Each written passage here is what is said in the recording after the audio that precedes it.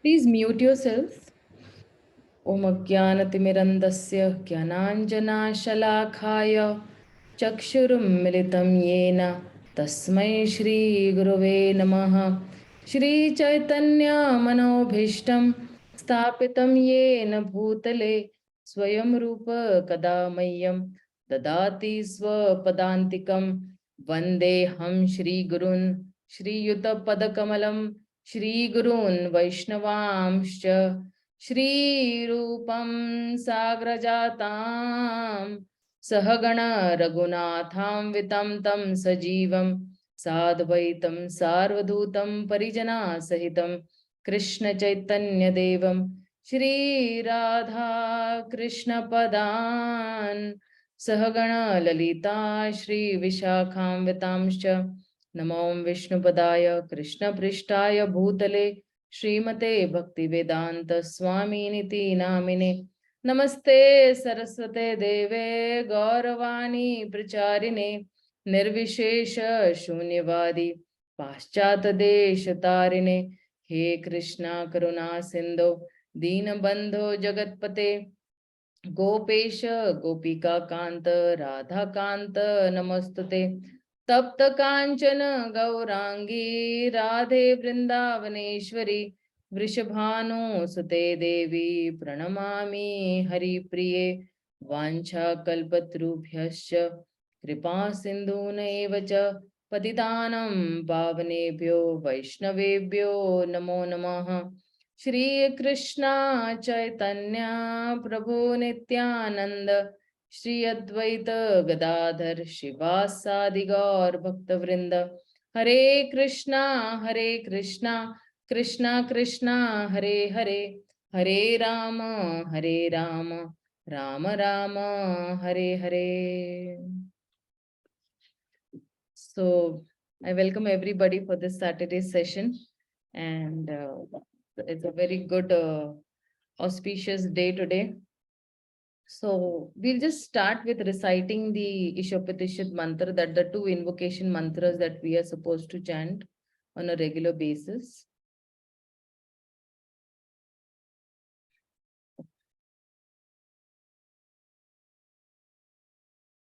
Yeah. I'll just help you all to unmute yourselves.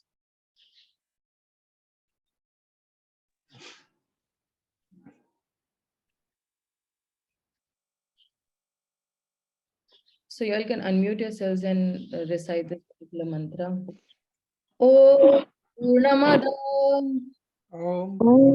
Purnamadaha Purnamidam Purnamidam Purnat Purnamudachyate Purnat Purnamudachyate Purnasya Purnamadaya Purnasya Purnamadaya Purnamevavashishyate. Purnameva Avashishyate Om Purnamada Om Purnamada Purnamidam Purnamidam Purnat Purnamudachyate Purnat Purnamudachyate Purnasya Purnamadaya Purnasya Purnamadaya Purnamevavashishyate. Purnameva Avashishyate Om Purnamada Om Purnamada Purnamidam Purnamidam Purnat Purnamudachyate Purnat Purnamudachyate Purnasya Purnamadaya Purnasya Purnamadaya Purnamevavashishyate. Purnameva Avashishyate. Okay, somebody will recall without seeing. Anybody would like to try it out without seeing?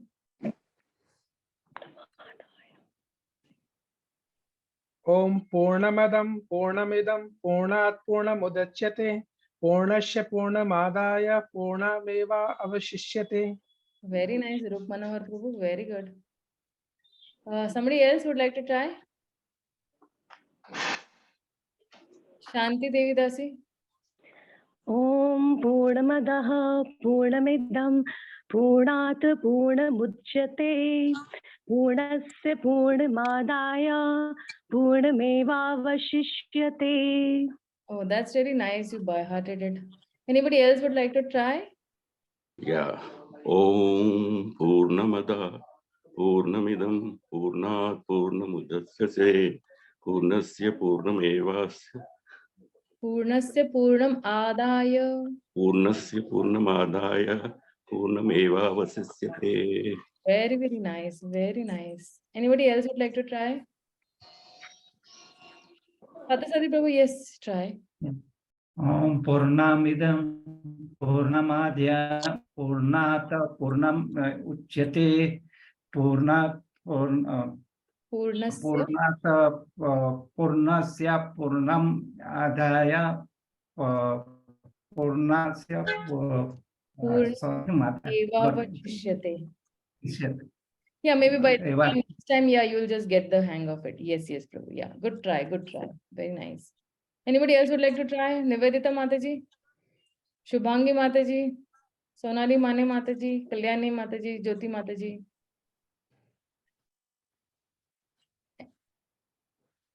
Anybody would like to try? Jyoti Mataji would like to try. Jyoti Mataji is a new this. Her name is Jyoti Rupa Mataji. So you would like to try Jyoti Rupa Mataji? Are you there, Jyoti Rupa Mataji? So everybody's videos should be on, okay? Because our coordinator is giving me this concerns that everybody is not keeping their videos on. In case you all have some concern, you all can always tell Shanti Devi Dasi or Sudha Mataji. Okay.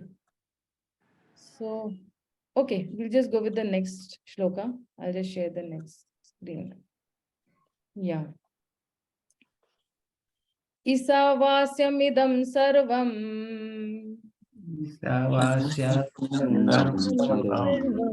Yat kinchit jagatyam jagat Yena taptena bhunjitam Ma grudha kasya svidhanam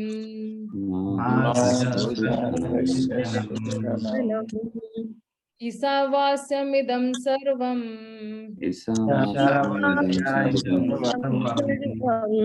Yat kinchit jagatyam jagat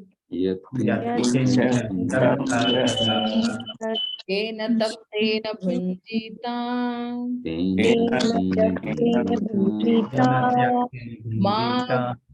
Ma grudha kasya svidhanam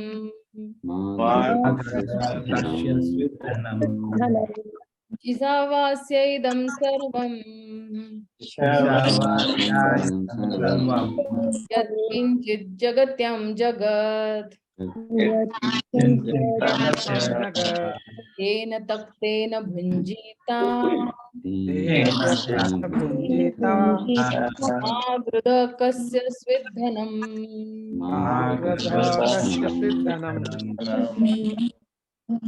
Isavasyamidam sarvam Isavasyam idam sarvam Yat kinchit jagatyam jagat Yatkinchya jagatyam jagat Yena taktena bhunjitam Yena tyaktena bhujita Ma grudha kasya svidhanam Prakasya svidhanam. Okay, I won't say to try anybody for this because we'll just move ahead with our class.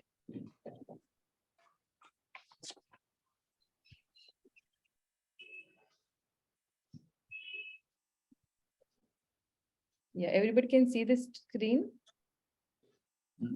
Yes. Yeah, so this is ISHOPANISHAD mantra number 5. Tejati tannijati taddure tava antike tad antar asya sarvasya tad u sarvasya bhahyatah. The Supreme Lord walks and does not walk. he is far away, but he is very near as well. He is within everything, and yet he is outside everything. So, somebody just read this purport. Here is the description of some of the Supreme Lord transcendental activities executed by his inconceivable potencies. The contradiction given here prove that inconceivable potencies of Lord. He walks and he does not walk. Ordinarily, if someone can walk, it's illogical to say that he cannot walk. But in reference to God, such a contradiction is simply to serve to indicate his inconceivable power.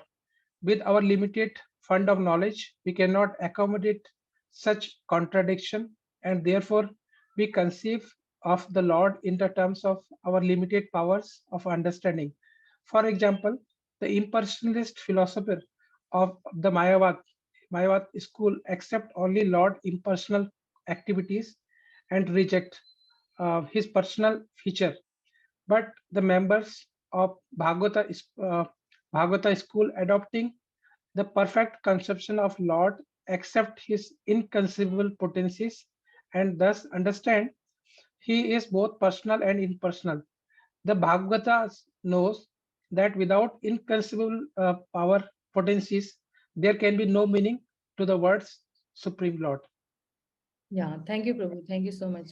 So when we say Bhagavata school, members of the Bhagavata school, so we are actually members of the Bhagavata school. Why? Because we adapt both of the potencies of the Lord. We understand that the Lord is personal also, and the Lord is impersonal also. So we just don't go on one side. We just don't accept his, personal form. We accept his impersonal form also of this. So now, if we see in this first paragraph, if you see in the previous, what is the connection between the previous shloka and this shloka is that mantra 5 is now continuing the discussion describing that the Lord has inconceivable potencies which render him knowable to those whom he does not favor. And text 4 told us that who Lord is, and now text 5 will tell what he does. So now mantra 4 and mantra 5 are saying, different things. Mantra 4 is saying that Lord, there is Lord and his potencies, and due to that you get such, contradictory things. So what are these contradictory things? The contradictory things are he walks and he does not walk. So if I want to say that, if I want to give a title for this particular mantra 5, I will say that the inconceivable potencies of the Supreme Lord. This could be the title of the whole, mantra 5. So even in the Upanishads, they have contradictions where they say that, okay, the Lord is near also and far also. His energy is spread everywhere. Even in the Bhagavad Gita, tad dhavato nyan ayati. So, he instantly manifests his presence, yet his abode is very far away. So, another important, discussion comes up later on where it says that the Lord is Saguna also and Nirguna also. Means for those who are bereft, who want to see the Lord, but have only a material vision. So to indicate this, that, the Lord is near also and far also, then how will you understand this? Then according to your level of surrender, you will understand this. Or sometimes they might say that, okay, he's inside of everything also and he's outside of everything also. He's Antaryami also and he's Virat also. Now, this is also actually, if you see, this is Isavasya only, that the Supreme Lord is everything, but he's inside also, he's outside also. And by his dint of his, all expansive energy and the Purusha energies, he's inside also and he's outside also. So in one of the, in this first paragraph, Srila Prabhupada is actually explaining us the contradictions given here, prove that these inconceivable potencies of the Lord, that is, he walks and he does not walk. If someone can walk, so it's like ordinary, if you see that somebody can walk it is illogical to say that he cannot walk. But in reference to God, when we say, such a contradiction simply serves to indicate his inconceivable power. That sitting over there also in his own abode, he can be simultaneously over here also. Like in one of the lectures of Srila Prabhupada, he's giving a very, he's giving an example that if the sun at noon time is on our head and somebody is walking on the east side or the west side, so he also sees the sun walking with him along. So, so he can see his, the sun, or even at night time, the moon walking along. So then the Mayavadis, they cannot, accommodate these apparent contradictions. And if you see every time, Srila Prabhupada is always, smashing the Mayavadis. So therefore, both the personal and the impersonal description of the Lord are given because they choose to reject, that the Lord is person. Non-devotees can never understand that the Lord, when he appears personally, and when he's so kind, when he appears in his deity form, which is made of material elements, and he accepts our services and he spiritualizes those services. So for him, there is no difference between, for the devotee, there is no difference between the material and the spiritual conditions, either saguna or nirguna, or his energies. So he is able to manipulate these energies as he likes. And the Lord also with the devotees in terms of, his surrender. And, if you see, the more the advanced person is, that the Lord also is willing to personally appear and intervene in the devotee's life for the benefit of that particular devotee. And even first, like for Prahlad Maharaj, the Lord came out from, a big pillar. So in these ways, this philosophy of Achintya Bheda Ved Tattva is very nicely presented in this, book and in the pages of Sri Upanishad. So if I want to give a title to this first paragraph of Sri Upanishad, then I will say that the Supreme Lord is inconceivable potencies. I might just say that could be the title. So we understood that what are the contradictions, and then who cannot understand these contradictions. So mantra 5 is actually illuminating the Lord's inconceivable spiritual nature. At any time, the Lord can be present both places also, materially or material place also, in the spiritual world also. And yet when this Lord is appearing in this material world in his deity form or in the holy name form, for the sake of revealing himself to us, he's accepting our services. And foolish people really do not, foolish people do not understand that he has accepted a material form. They cannot understand his ability to convert from his material energy to the spiritual energy, that he is the source and the controller of both of them. And that is why to the surrendered soul, the Lord is very near. But to the unsurrendered soul, the Lord is very far away. So this particular paragraph is actually speaking about this. And paragraph 1 also speaks about a lot about where Srila Jiva Goswami in his Sandarbhas, he addresses that the absolute truth is not illogical, but he is translogical. What do you mean by illogical? So Prabhupada says that, okay, I am God. I am the Queen of England. That which cannot stand scrutiny of logic, like, that is called illogical. And then what is translogical? Translogical is that in whose presence logic cannot stand. So if logic can explain everything, then logic is God. So let logic be the minister and not the master. So we should not make logic our secular God. So for example, a torchlight can help us see the way in dark. But if we can use torchlight to pin to sky in the night and see the sun, it will be just futile. Why? Because the sun is far greater than the torchlight. So Bhagavad Gita also is using logic. Vedanta Sutta is based on logic. But when we study the absolute truth directly, we understand that the Lord is above logic. Logic is no substitution for experience. Suppose, like, for example, I go to the doctor and then what is my disease and what is the treatment? I have pain in the stomach, and the doctor says that we have to, cut your leg. So you'll use the logic to understand that, oh, this is wrong. But the logic itself is not enough. Logic will not make us understand which medicine will work. We can use logic to evaluate which doctor to go to. What doctor is saying is correct or not. Whether we are benefiting from the treatment or not, we can say.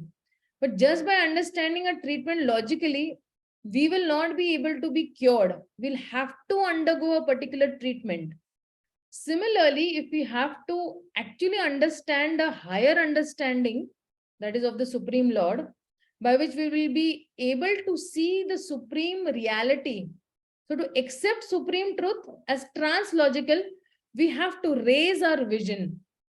So the contradictions over here that are given in this particular paragraph, they prove that the Lord's potencies are inconceivable. And with our limited knowledge of, knowledge, in terms of our, limited powers of understanding, it's very difficult to understand the Supreme Lord. So the impersonalist also, the impersonalists of the Mayavad school, they accept Lord's only impersonal activities and they reject the personal feature. But as Prabhupada says in the paragraph, he says only the Bhagavata school students, they are accepting or adopting the perfect conception of both, that the Lord is personal also and the Lord is impersonal also. So this is the first paragraph that they are saying about. Now let's see what we'll see about the second paragraph. Somebody read the second paragraph. We should not take it for granted that because we cannot see God with our eyes, the Lord has no personal existence. Sri ISHOPANISHAD refutes this argument by declaring that the Lord is far away, but very near also. The abode of the Lord is beyond the material sky, and we have no means to measure even this material sky. If the material sky extends so far, then what to speak of the spiritual sky, which is altogether beyond it? That the spiritual sky is situated far, far away from the material universe is confirmed in the Bhagavad Gita 15.6.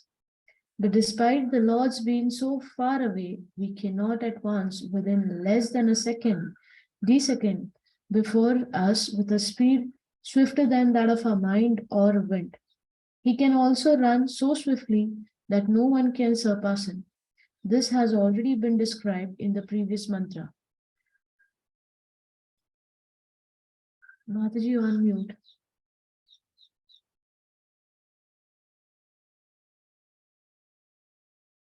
You on mute, Mataji.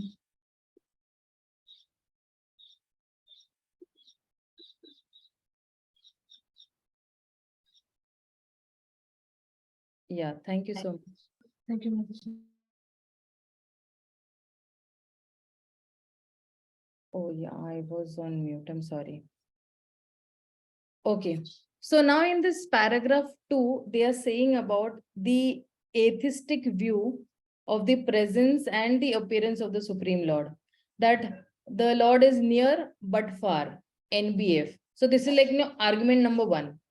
We should not take it for granted that because we cannot see God with our own eyes, the Lord has no personal existence. So now Sri ISHOPANISHAD is refuting this argument by declaring that the Lord is far away, but very near also. So, see, it is not a contradiction, but it is a paradox. Paradox means what? Opposite statements both correct at a deeper level. And example, so at least, corrected papers are most correct. So since a paper has to be least corrected by a teacher, it is most correct. that way. So Paramatma is closest to us. At the same time, Krishna is in the spiritual world performing pastimes over there. So exactly like when I say that far but near, FBN. Previously it was near but far, NBF. But over now here we'll see that how is the Lord far also but near also. So the Lord, that is far but near means FBN, you all can put it that way. So the Lord is very far in the spiritual world. But despite the Lord's being so far, he can at once, within less than a second, descend before us with a speed swifter than that of the mind or the wind. And even in mantra 4, we saw that he runs most swiftly. So if I want to give the example of this, that, the Lord is swifter than the wind, or the Lord, is, swifter than that of the mind or the wind. So if you see the Gajendra story, in Gajendra story, what did, the Lord do, Lord Hari do, or Lord Vishnu do? That immediately as soon as Gajendra, called out, the Lord immediately, within, nanoseconds, he was present in front of Gajendra to save him. Or even in the case of Draupadi, he was there to save. Even in the case of Prahlad Maharaj, immediately, he didn't even think what, this, immediately from the pillar, the Lord was present before Prahlad Maharaj. So talking in terms of talking in terms that how Lord is localized and spread over. So Srila Prabhupada one time spoke over this particular thing in Los Angeles in 1970. He gave a very interesting example. He says that just see how the moon is walking, with us. So it is very intelligent, but the moon can walk and not walk simultaneously. Then why can't Krishna, do this? So near means we can relate with the Lord, and far means more fantastic side of his nature when he does something extraordinary. So in terms of his personal dealings, he was extremely, cultured person in Hastinapur, where the Lord is bowing down to the elders. He's embracing the equals. He's blessing the juniors. So now both Krishna and Yudhishthir Maharaj are there on the chariot. Yudhishthir Maharaj is seeing Krishna as God, and he wanted to offer obeisances. Well, Krishna saw Yudhishthir Maharaj as an elder, and Krishna also wanted to offer obeisances. So Krishna bows down to Yudhishthir Maharaj swiftly before Yudhishthir Maharaj could offer obeisances. So he leaped off his chariot and right to the place where Yudhishthir Maharaj is there. And before Yudhishthir Maharaj could offer obeisances, Krishna, is where now Yudhishthir Maharaj was really not able to offer obeisances to Krishna. Krishna immediately. So he's, he's near. So he married also so many, 16,100 wives also, and lived with every person, every, princess in a very opulent palace. So that is called, Vedeshu Durlabam or Durlabam Atma Bhakto. So even the demigods cannot know him. Then what to speak of demons? So this is one example that he's swifter, than that of the mind or the wind.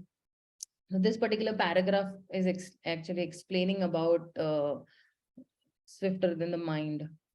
Well, let's read the next paragraph.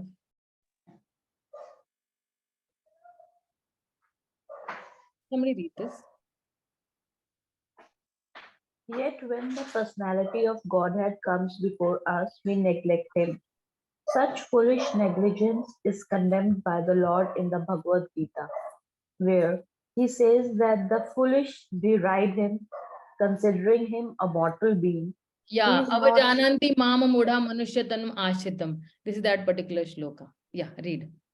He is not a mortal being, nor does he come before us with a body produced of material nature. There are many so-called scholars who contend that the Lord descends in a body made of matter, just like an ordinary living being. not knowing his inconceivable power. Inconceivable power. It is inconceivable power. Such foolish men place the Lord on an equal level with ordinary men. Yeah, thank you so much. Thank you. Thank you. Thank you, Hare Krishna. So now the Lord inconceivable. So atheistic, see, atheist people, now in this particular paragraph, the atheistic view of the presence and the appearance of the Supreme Lord is being mentioned. So he's saying that he comes running from far to be near with us before we neglect, the near but far. And yet, when the Lord, he comes before us, we neglect him. Because why? Because avajananti mama budha. Fools deride, the Lord's presence, not knowing his inconceivable power. Foolish men, what they do? They place the Lord on an equal level with an ordinary man. Like what did Duryodhan do? Duryodhan did the same thing. The Lord is present before him, but still he's thinking that this person is an ordinary man.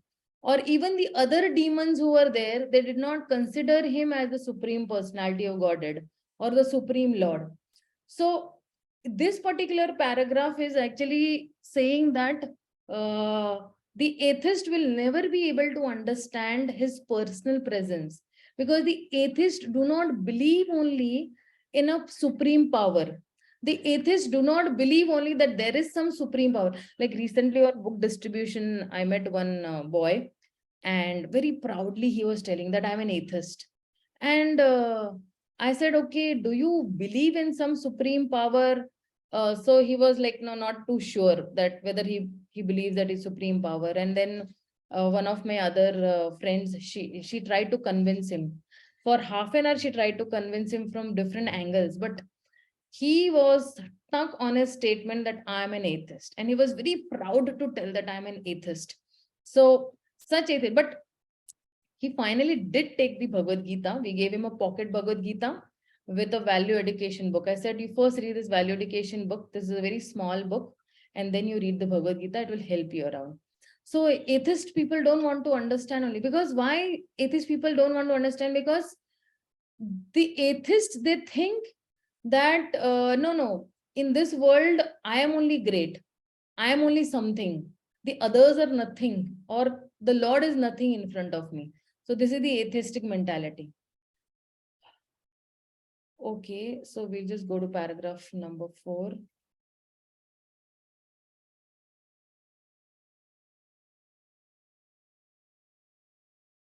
Yeah, read this. Somebody read this. Because he is full of inconceivable potencies, God can accept our service through any sort of medium, and he can convert his different potencies according to his own will. Non-believers argue either that the Lord cannot incarnate himself at all, or that if he does, he descends in the form of material energy. These arguments are nullified if we accept the existence of Lord's inconceivable potencies. Then we will understand that even if the Lord appears before us in the form of material energy, it is quite possible for him to convert this energy into spiritual energy. Since the source of the energies is one and the same, the energies can be utilized according to the will of their source. For example, the Lord can appear in the form of the Archavigra, a deity supposedly made of earth, stone, or wood. Deity forms, although engraved from wood, stone, or other matter, are not idols as the iconoclast contend. Yeah. Thank you, Prabhuji. Thank you so much. Well read. So now in this particular paragraph, they are saying that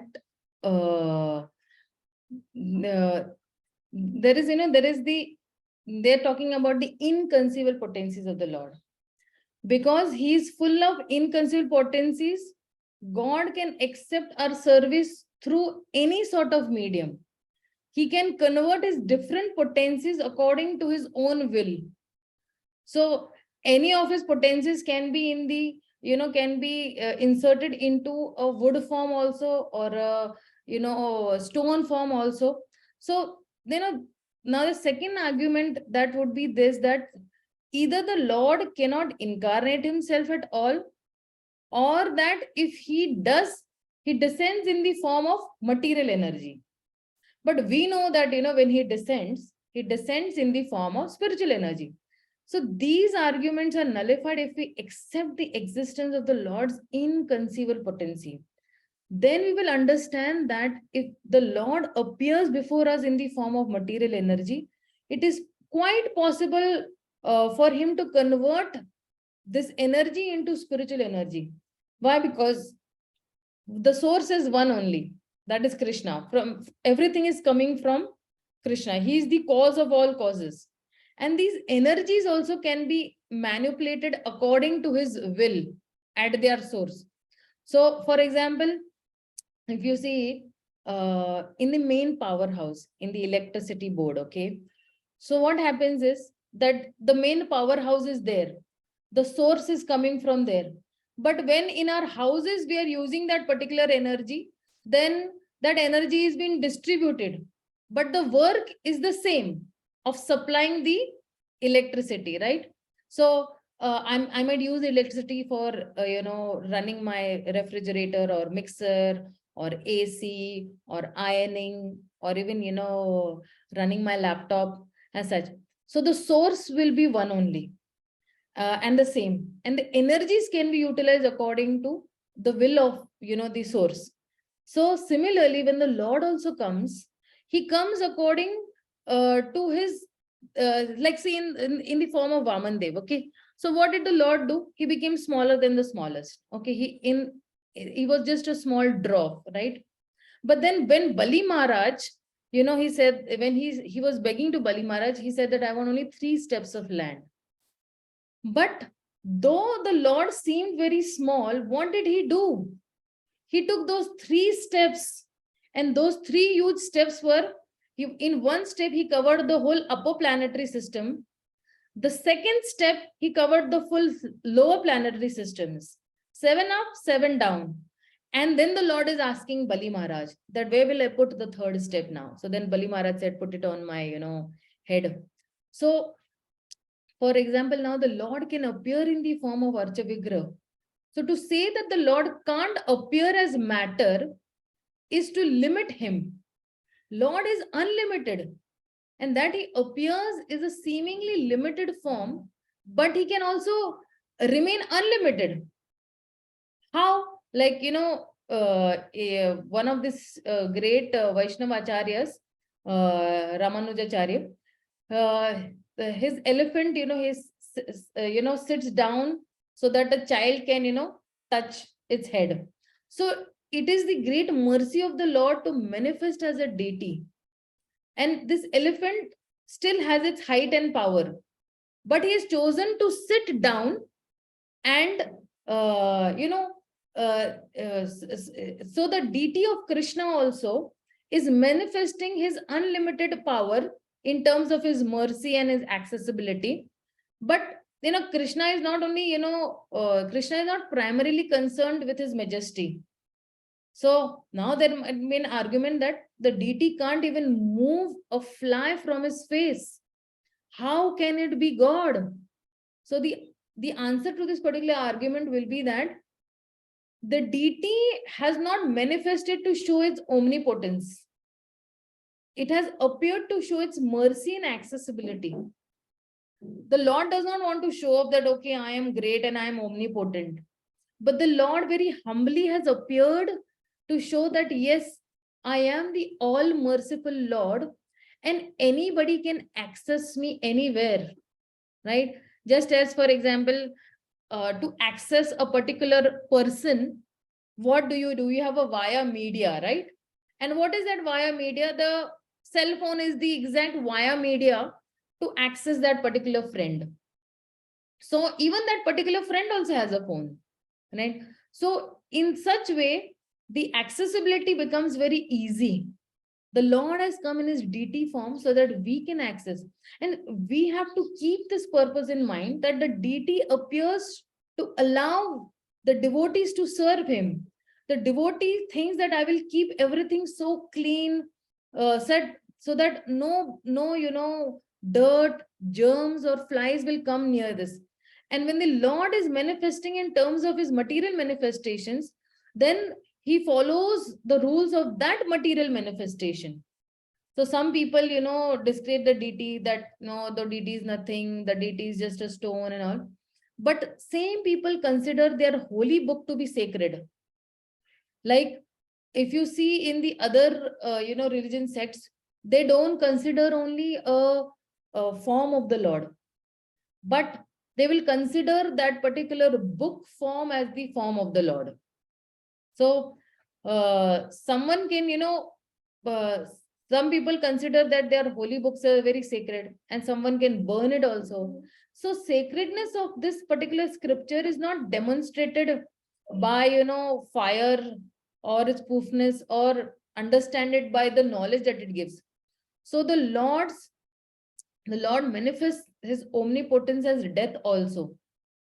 So Srila Bhakti Vinod Thakur, he describes 3 levels of vision of the deity. He says Jada Maya. Jada Maya means the Lord is just a statue. Or then he says the Manomaya. Manomaya means what? It is a symbolic representation of the absolute truth.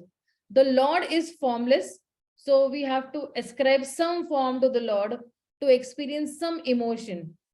Like for example, the nation is everywhere. So then how to feel, patriotic about it? So there are symbols. Okay, the national flag is a symbol, the national anthem is there, or so that way. So worship any form, it does not matter, because we have to go beyond that form. Any devata or any guru or concrete of yourself, because ultimately you have to just evoke some sentiments, and ultimately we have to go beyond those sentiments also. So another Manomaya is that yes, absolute truth has a form, but the deity is not the absolute truth, but just a representation of it. So there is no intrinsic connection between them. For example, that nationhood and the national flag. Can the national flag be changed? Yes, the national flag can be changed. Why? Because it's not an intrinsic connection with that. So this is the ascending, can say symbolism, that na tasya pratima asi, means that we cannot ascribe any form to the absolute truth according to our imagination. As our imagination changes, the form will also change. No. So then what is the correct understanding? Then man has a photo, of his children in his wallet, or a man has a photo of his wife in his wallet, or the photo of his girlfriend in his, wallet. So one day this wife or girlfriend, she sees photo of some other woman in the wallet. Then she's shocked. And, the man, I'm thinking of only you, but I decided to change the picture. So wife will also say that, okay, I will change my husband also. So the photo and the person are connected, which, can be changed. So this is called a descending symbolism. So there is an original reality, and the symbol is based on the original reality, right? So then the deity is like a photo of the God. God looks like this, and we get a replica, right? So this is better than, the above understanding, but still it is an incomplete understanding. A photo of a person is different from him, but the deity is not different from the Lord. When you say pran pratishtha is done, and when the Lord is personally appearing and residing in the deity form, so from this time, deity is not different than the Lord. When we are installing deities in a particular temple, then we should say that yes, this deity and the supreme original Lord is not different. So This is called the Manomaya stage. And then you have the third level of understanding. That is the Chinmaya stage. Chinmaya stage means what? That non-different manifestation of the absolute truth. Ata Shri Krishna Nama Adi. Prabhupada says that when we become pure, then this only deity of Krishna will talk to us. Chinmaya, our consciousness will become, leveled with the consciousness of, that yes, this is the Lord, and yes, I can talk to the Lord. I can express my feelings to the Lord, and the Lord will also equally reciprocate with me. So this is being said in this particular paragraph. Okay. Read the next paragraph. In the Bhagavad Gita 4.11, The Lord says, no, we have to read from there in a present state of. okay, Did we read this paragraph? Who was the last to read? I was no Yeah. Mataji, No, it's not Mataji. read. It's not read, This Mataji. is read or this is not read? Not read. Okay, yes, read from here then. in our present state of imperfect material existence, we cannot see the Supreme Lord due to imperfect vision. Yet those devotees who want to see him by means of material vision are favored by the Lord, who appears so-called material form to accept his devotee service. One should not think that such devotees who are in the lowest stage of devotional service are worshipping an idol, and they are actually worshipping the Lord, who has agreed to appear before them in approachable way. Not the archa form fashioned according to the whims of the worshipper. This form is eternally existence in all paraphernalia. This can be actually felt by the sincere devotee, not by an atheist. Yeah. So in this particular paragraph, they say, see, this is all about deity worship they are speaking. Okay. So how the Lord is appearing. This paragraph primarily speaks about the appearance of the Lord. So in our current state or the present state of imperfect, material existence, we cannot see the Supreme Lord due to our imperfect vision, our senses, because we have a defect that our senses are imperfect. Like I cannot see what is behind this wall, or I cannot see what is behind this particular wall. And yet those devotees who want to see him by the means of material vision, they are favored by the Lord, who appears in his material form as a deity form to accept the devotee service. So then somebody might argue that, okay, one should not think that such devotees who are in the lower stage of devotional service are worshipping an ideal. They are factually worshipping the Lord who has agreed to appear before them in a very easily approachable way. So, nor the archa, a form is action. So, what they're trying to say over here is that the deity on the altar can do anything normally he doesn't. It is not second best. Like, one of the in one of the lectures I had heard that Krishna in Goloka is best. The deity is nice, but not quiet. So Srila Prabhupada, when he's seeing deities in the manner, he's seeing that, oh Radha Krishna, they are dancing very nicely today. Why? Because Srila Prabhupada has that particular vision which is anointed with the love of Godhead. Premanjana Charita Bhakti Vilochanena Santa Sadeva Hridayeshu Vilokayanti Yam Shama Sundaram Achintya Gunaswarupam Govindam Adi Purusham Tamaham Bhajami.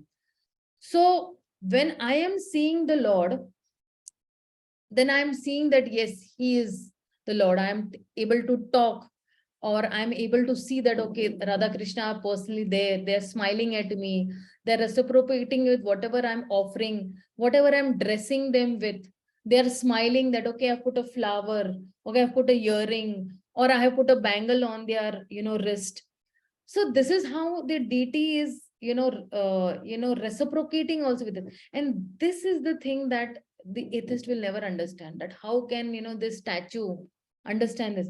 Only the one who is a devotee of the Lord, who is surrendered completely to him, he is risen above the modes of material nature. That particular person can have his eyes ointed with the love of Godhead. Okay. So let's read the next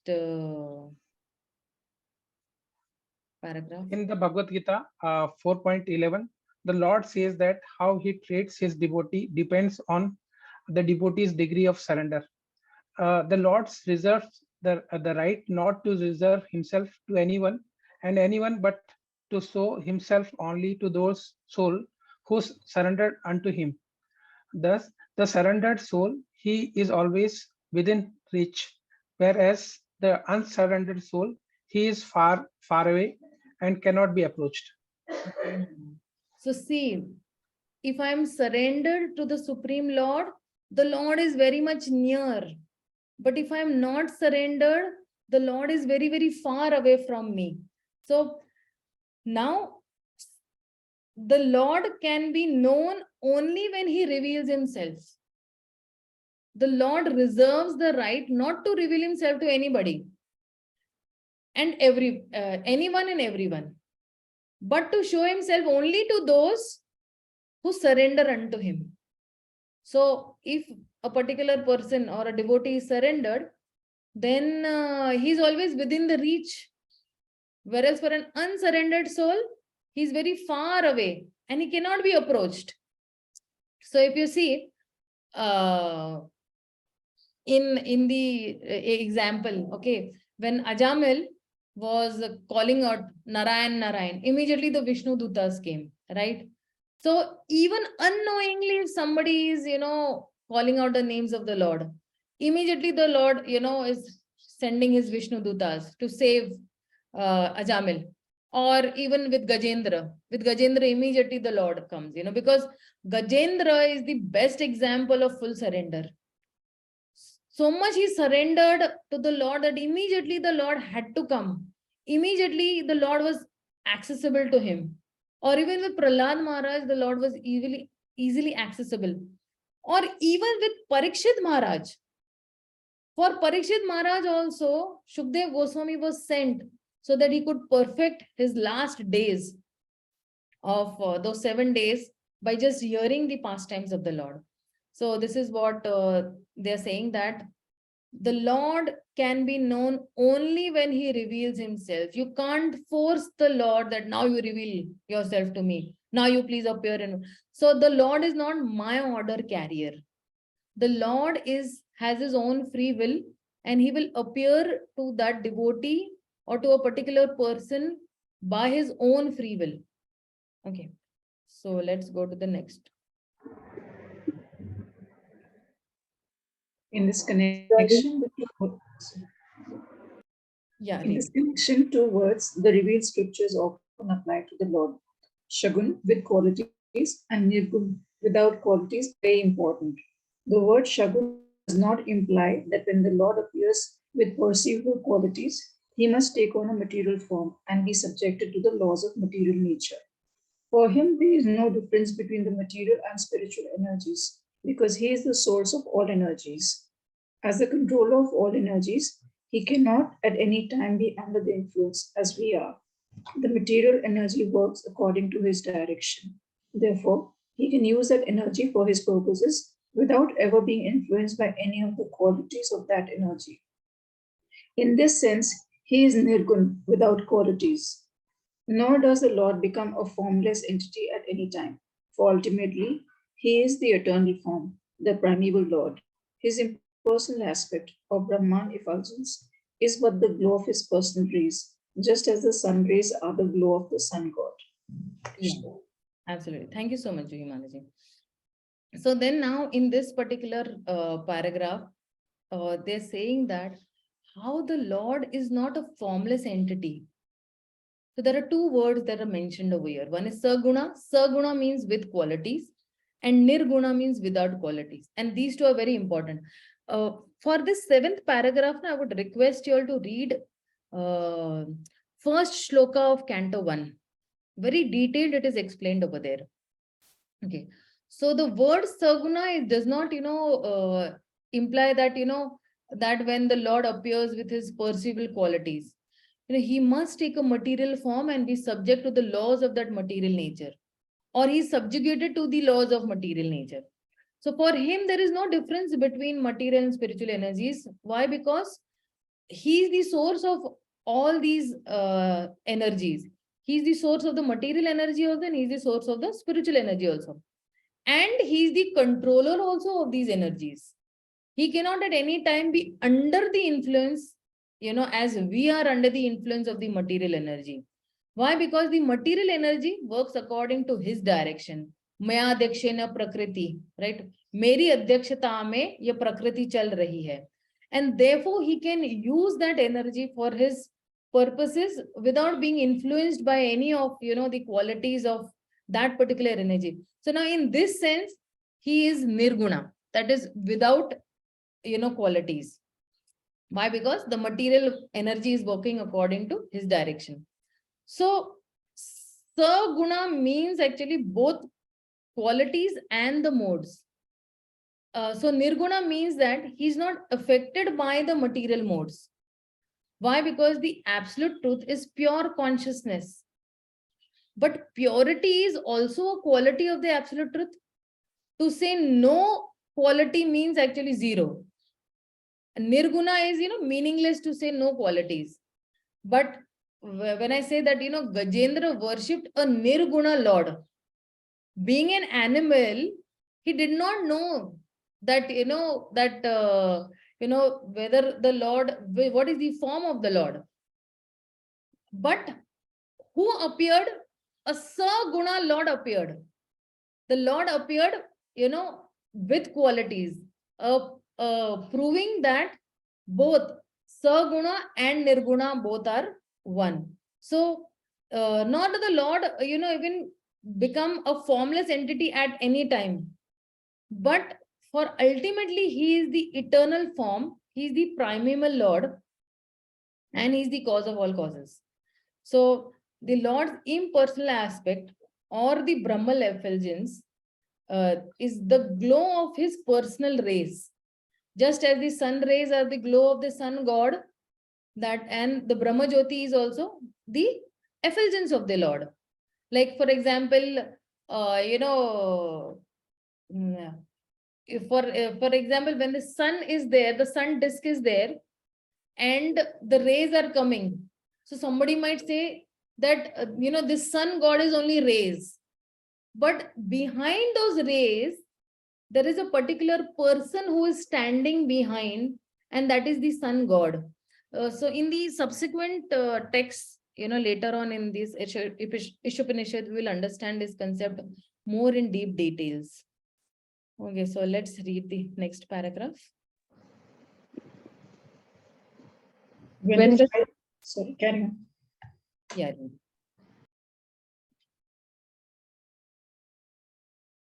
When Saint Prahlad, read, no problem, whoever is reading. Okay. When the child Saint Prahlad Maharaj was in the presence of his atheist father, his father asked him, "Where is your God?" When Prahlad replied that God resides everywhere, the father angrily asked whether his God was within one of the pillars of the palace, and the child said yes.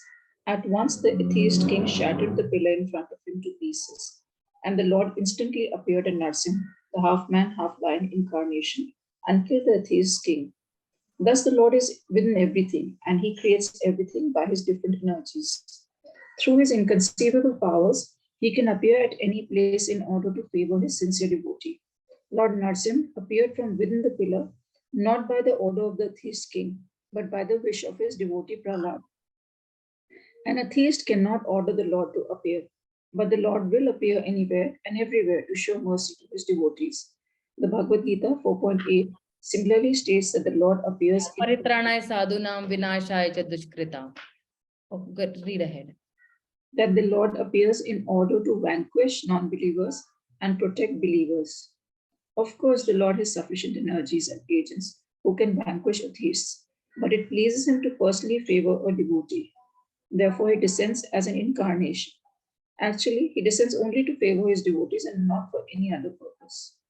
Yeah, thank you so much, Jivi Mataji. Thank you. So now, in this particular paragraph, he's saying that the Lord is within and without everything.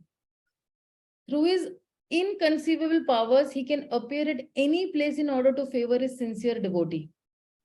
So he's giving the example of Lord Narasimha appeared within the pillar, not by the order of the, order of Hiranyakashipu, but by the wish of his devotee Prahlad. Why? Because Prahlad had a very firm conviction that the Lord is present in this pillar. Prahlad never thought, and Prahlad never thought, that his father was trying to kill him. He simply thought that his father was playing with him. Because a small child, if you see small child and the father is angry, so the child never thinks that, okay, my father is angry, because that particular 5-year-old child, he does not know that much difference between, the angry father or, the smiling father. He simply thought his father was just playing with him. So when Hiranyakashipu asked if God is in the pillar, Prahlad thought that, why my father keeps asking silly questions? I can see God everywhere. Why can't he see God everywhere? So now actually, the Lord descends only to favor his devotees and not for any other purpose. Now, every time the Lord is descending only to favor his devotees. But by default, what happens is the demons are also killed. And irreligion is also, vanquished. And religion is established. When I say paritranaya sadhunam vinashaya cha dushkrita, those who are dushkritas, vinashaya, unka vinash karne ke liye aate hai wo. So this is what this particular paragraph is speaking about. Okay, read the next paragraph. In the Brahma Samhita 5.35, it is said that Govinda, the primeval Lord, enters everything by his plenary portion. He enters the universe as well as all the atoms of the universe. He is outside in his Virat form, and he is within everything as Antaryami. As Antaryami, he witnesses everything that is going on, and he awards us the results of our actions as Karma.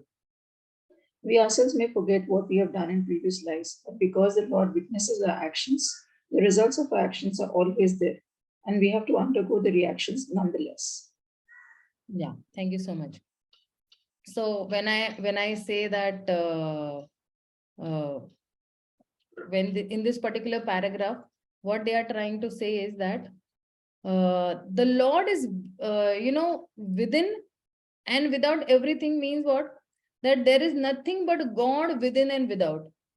The Lord is pervading in every atom and even in every molecule.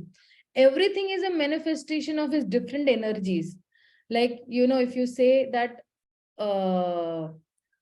when I say that, what is that shloka? Vasudevam sarvaiti, saham atma sudirlabha. So when we don't surrender to everything, you surrender to Vasudev. So Prahlad didn't surrender and worship to the pillar, but to the Lord who was there inside that pillar. Mother Yashoda, they did not see the universe in Krishna's mouth. So Krishna was both inside also the universe and outside also of the universe. So this is what they're trying to say, that the Lord is within also and without everything also. He's outside in his Virat form also, and he's within everything as Antaryami, or as the super soul, or as the all-pervading Lord that are there. So this is what this particular paragraph 9 is actually speaking about. Let's see about the next paragraph, what it is saying.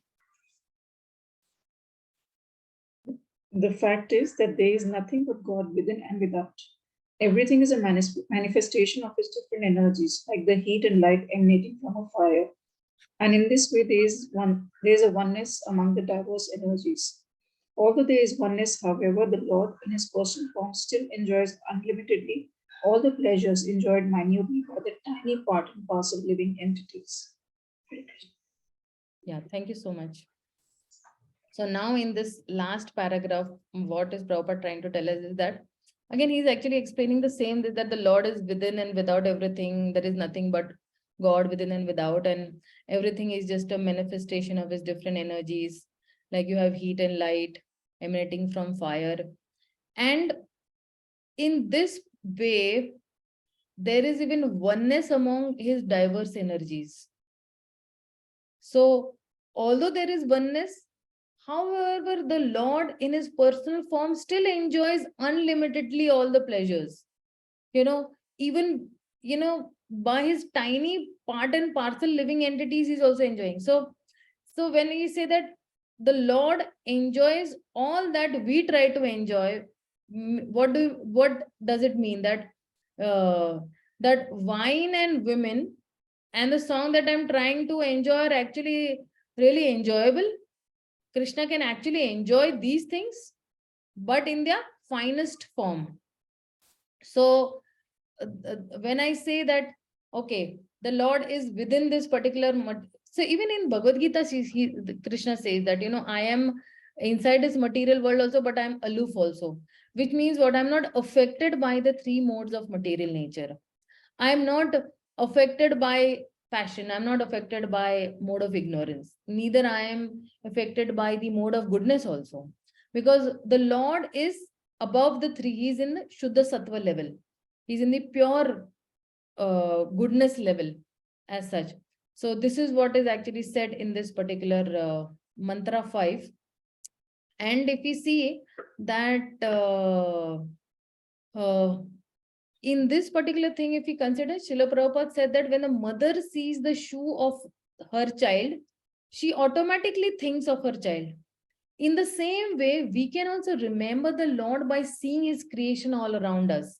We can also feel his presence by remembering he's witnessing all our thoughts and activities from within our hearts. And at the same time, we can feel that the Lord's absence also from this world. So where is God to be found?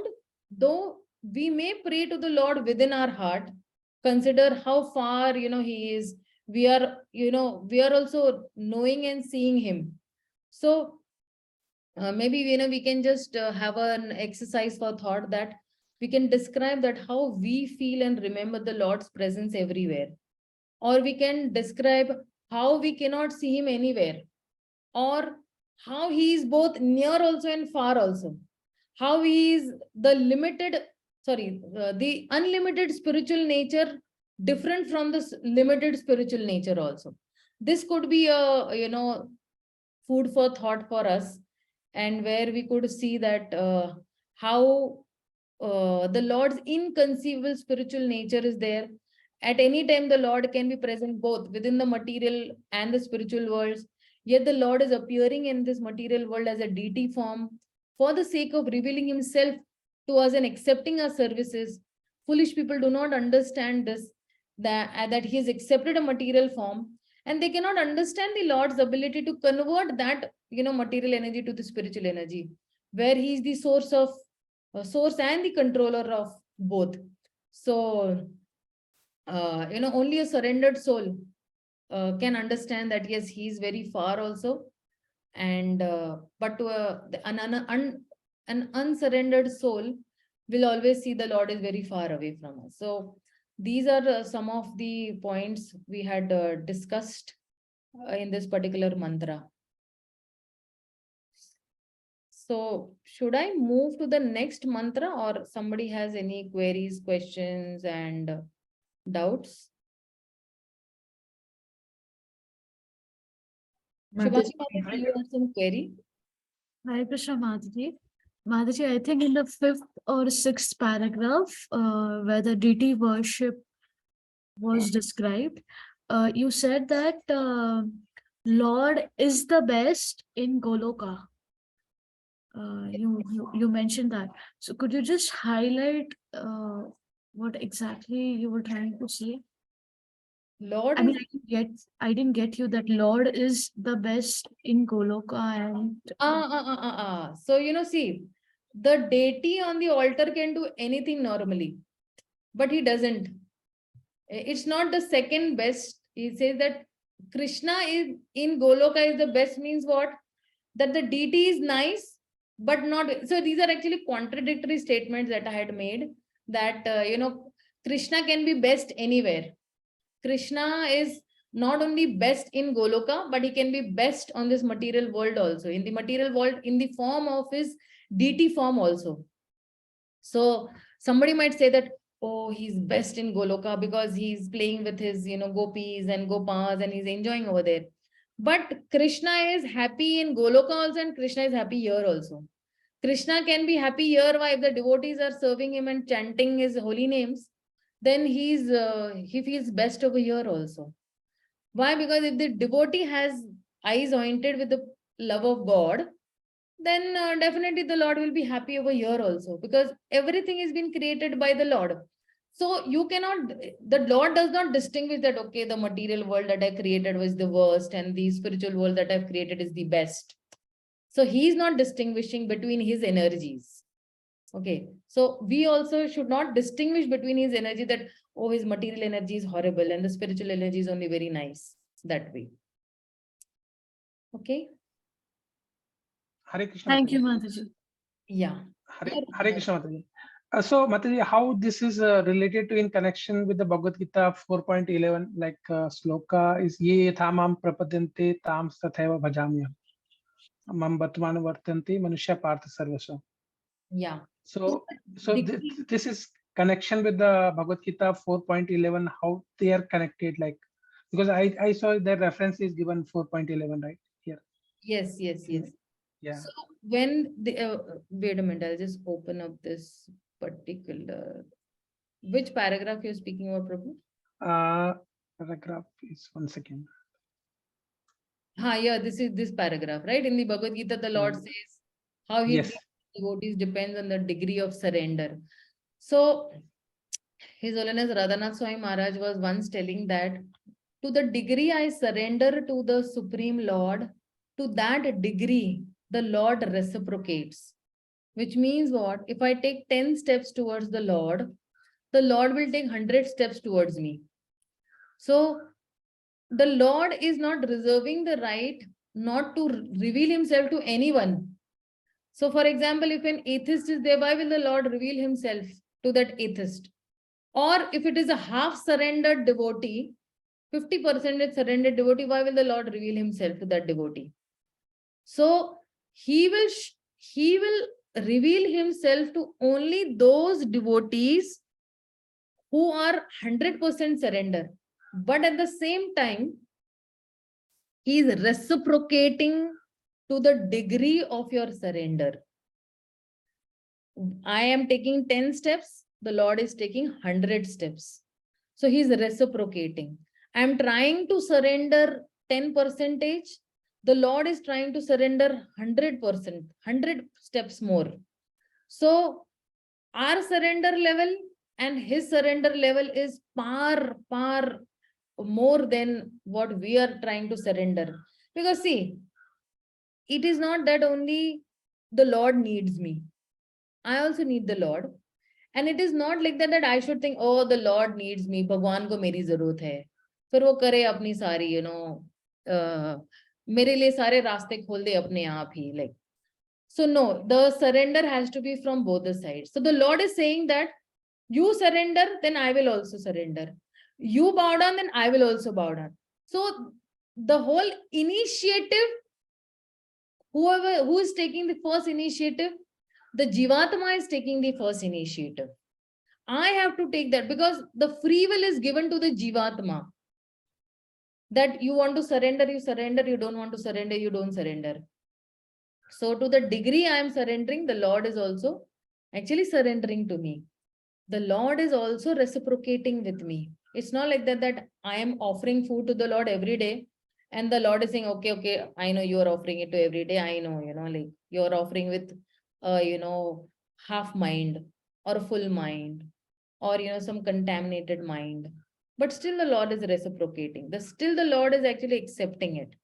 Because the Lord is knowing that she's on this path of purification. He's on the path of purification, and one day the Lord is also having this hope that he'll be completely purified of all his material contaminations. Okay, Prabhu? Thank you, Mataji. Thanks, Mataji. Yeah. Any more queries, or I should move to the next mantra? I'm planning to complete it within the next 40 minutes. Definitely, I'm not going to rush, but we'll just try to see how we can complete the next mantra as well. We are one mantra behind the syllabus, because the last time for mantra 4 only I took 4 hours, which became very overwhelming for some devotees. Okay, so with mantra 6, Yastu sarvani bhutani atmani evanupashyati sarva bhuteshu chatmanam tato na vijugupsate. He who systematically sees everything in relation to the Supreme Lord, he who sees all living entities as parts and parcels, and who sees the Supreme Lord within everything, never hates anything or any being. So please read this first paragraph. Hare Krishna. This is a description of the Mahabhagavat, the great personality who sees everything in relation to the Supreme Personality of Godhead. The Supreme Lord's presence is realized in 3 stages. The Kanishtha Adhikari is in the lower stage of realization. He goes to a place of worship, such as a temple, church, or mosque, according to his religious faith, and worships these according to scriptural injunctions. Devotees in this stage consider the Lord to be present at the place of worship and nowhere else. They cannot ascertain who is in that position in devotional service, nor can they tell who has realized the Supreme Lord.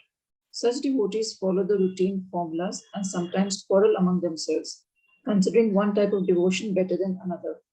These Kanisht Adhikaris are actually materialistic devotees who are simply trying to transcend the material boundary to reach the spiritual plane. Yeah. Thank you, Jui Mataji. Jui Mataji, in case you want to drink water, you can get up and go and drink water and come back. I thought that you have that. Yeah. So yeah. So coming to the next shloka, where it is saying that if you see with this particular shloka, no, this particular shloka is now starting with a new,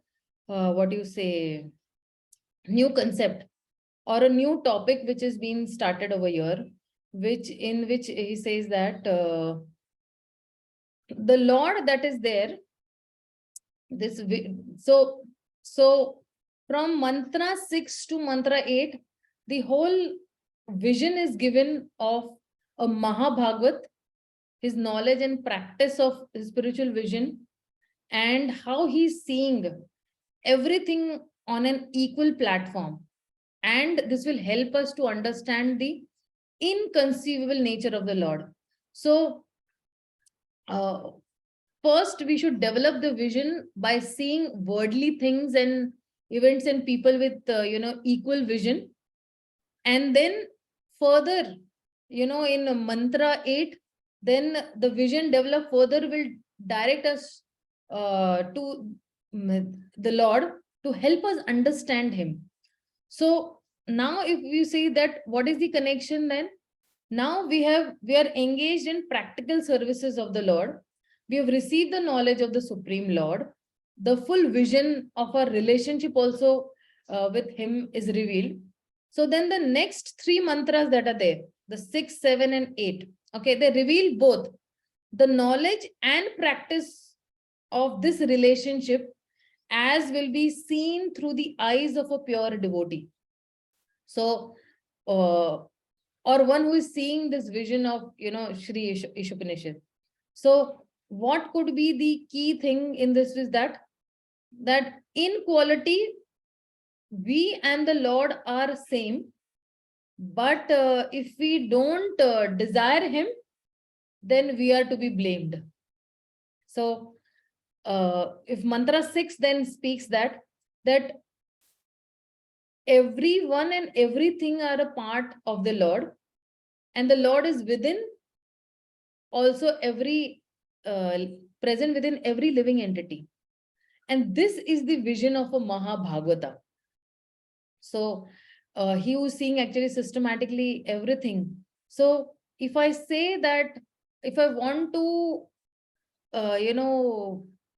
say that what is this one word for this particular this, then it is called as Anupashyati. Anupashyati means what? Just a sec, I'll just share the screen with you all. When I'm saying Anupashyati means observes in a systematic way. Who is observing in a systematic way? The Jivatma is observing in a systematic way. So now what is the connection? So mantra 6 describes the vision of one who can see Krishna everywhere. A Mahabhagavata can see Krishna everywhere. And this mantra 6 and 7, we'll find that the advanced devotees who understand the philosophy, that particular philosophy is explained in this mantra 6. So, and if you see in this particular mantra 6 and 7, from the Bhagavatam, Parikshit Maharaj is a fit description for this mantra 6 and 7. So there are 3 factors mentioned in this particular verse to lead, to say the no vijuksupsete or no hatred. So he's seeing everything in reference to the Supreme Lord, seeing all entities as part and parcel, seeing the Supreme Lord within everything. So 3 factors. What are those 3 factors? Seeing everything in reference to the Supreme Lord, seeing all the entities as part and parcel, and seeing the Supreme Lord within everything. So then, how to see, how will I be able to see everything in reference to the Supreme Lord? How will I be able to see all living entities as part and parcel? How will I be able to see the Supreme Lord within everything? Then actually seeing comes from hearing, from a realized Mahabhagavata. Seeing comes from hearing. So even most of the lectures, say that our process of seeing the Lord is actually through our ears and not through our eyes. We see the Lord through our ears. So if I want to actually explain that, mantra 6 is explaining that the Uttam Adhikari or Mahabhagavata is equipoised because of his being full Krishna conscious, and he's seeing everything in terms of relationship with the Lord. And the Uttam Adhikari is above the Kanishta Adhikari. Kanishta Adhikari is the lowest grade of devotee. Then he's only appreciating the Lord in his deity form. And he's actually, more into a secretism, and in more of his consciousness is like a material consciousness. But the Uttam Adhikari, and between the Uttam Adhikari is also the Madhyam Adhikari, but we are primarily speaking about the Kanishta Adhikari and the Uttam Adhikari. We are drawing parallels. Sorry, we are drawing contradictions between them. That the Uttam Adhikari is also higher than the Madhyam Adhikari or a second-class devotee. Now, because the Uttam Adhikari is in an exalted level of Krishna consciousness, the Uttam Adhikari sees everything in relation to the Lord, and does not concern himself with the distinctions of the material platform. He's aware that all living entities are spirit souls, and their bodily designations are irrelevant, and but he's also aware of the relative position of different beings in relation to Krishna, and how to benefit all of them in terms that they will be uplifted to that particular advanced level, from some material level to the advanced level. And he is exhibiting this sense of oneness, that yes, a Kanishta person or an Uttam person, I consider them both on the same level. So this great transcendental science can be learned only through the chain of disciplic succession. When we keep the anupashyati, thing in between, then there is no other way of learning, and any attempt, made in this connection will not, reap any fruits, or it will be just a waste of time. So now when I say the first paragraph is actually speaking about a Kanishta Adhikari. The second paragraph will speak about the Madhyam Adhikari, and the third paragraph will speak about the Uttam Adhikari. See, this Kanishta Adhikari, Madhyam Adhikari, and Uttam Adhikari, this description of these devotees will come in Nectar of Instruction also. Okay, so there it more details is being given about their characteristics. So Prabhupada is just outlining the various stages, in coming to the stage of oneness, and what misconceptions one might have while moving towards that stage of oneness. Vijuk Zupsate means he's equipoised. So when I'm saying that the vision of a spiritually advanced devotee, then he is recognizing devotees with spiritual vision. And there are 3 devotees, Kanishta, Madhyama, and Uttama. And then developing a spiritual vision. See, one is to recognize the devotee with spiritual vision, and one is to develop a spiritual vision. So developing a spiritual vision means what?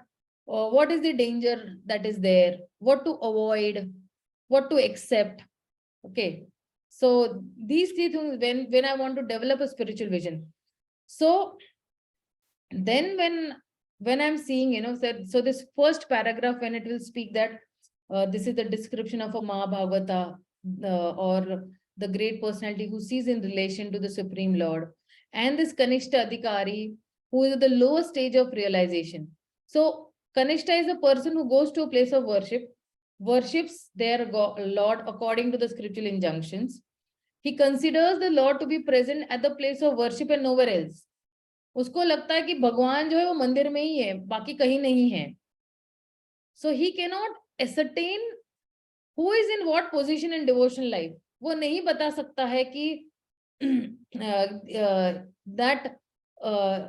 that who can realize the Supreme Lord or follow the routine formulas, or sometimes he will quarrel also among devotees, considering that okay, only deity worship is best, chanting is not the best, or only chanting is the best, deity worship is not the best, so like that. And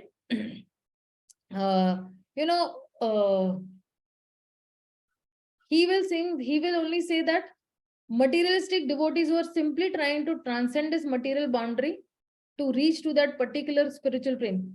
So if I say that, if I want to say that, if I want to draw parallels, that so if a person is materialist, then he will be attached to matter and detached with Krishna.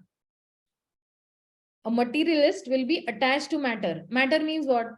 He's attached to his laptop, he's attached to his wife, he's attached to his children, he's attached to his wife, he's attached to his car, like that.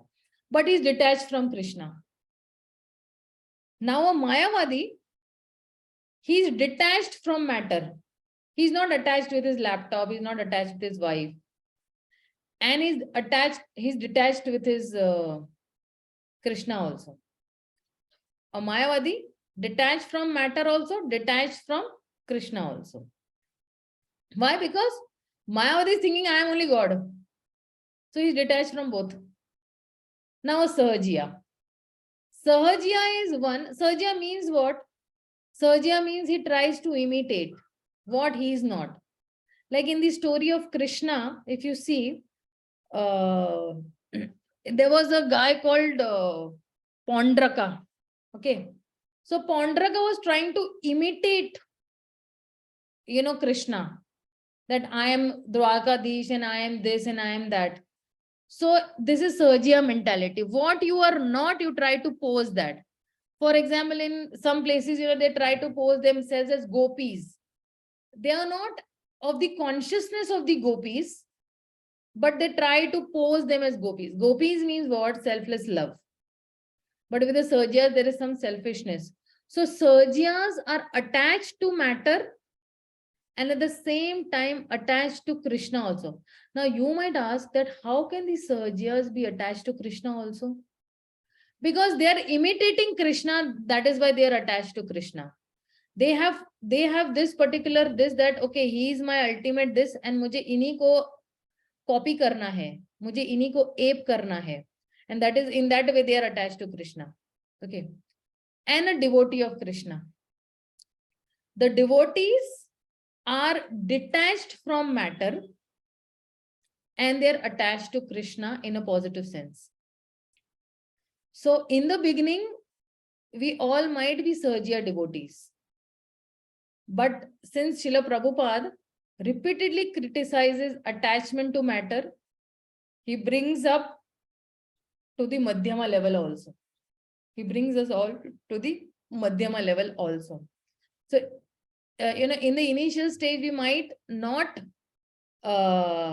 in the initial stage, as Sahajas, we might be attached to matter. But slowly, we will understand and we will get detached from matter and attached to Krishna.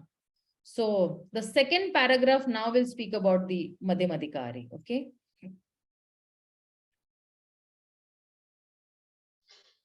Yeah.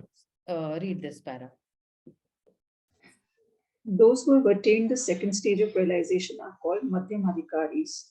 These devotees observe the distinction between four categories of being: the Supreme Lord, the devotees of the Lord, the innocent who have no knowledge of the Lord, and the atheists who have no faith in the Lord and hate those in devotional service. The Madhyamadikaris behave differently towards these four classes of person. He adores the Lord, considering him the object of love. He makes friends with those who are in devotional service. He tries to awaken the dormant love of God in the hearts of the innocent. And he avoids the atheists who deride the very name of Lord. Yeah, thank you, Jimati. So now this Madhyamadikari person, what he is doing is, this is the second stage of realization. Okay. So he observed the distinction between all these four categories of, being. That the Supreme Lord adores, considering him the object of love. The devotees of the Lord, he will make friends with the Lord. And the innocent who do not have the knowledge, he tries to awaken the dormant love of God in their hearts by preaching. And the atheists who have no faith in God and who hate those who are in devotional service, he will avoid them. He will not interfere too much with them. So these are the characteristics of this Madhyamadikari. That he will adore the Supreme Lord, considering him is only this object of love. He'll make friends with the devotees of the Lord, and with the innocent people, what he will try to do?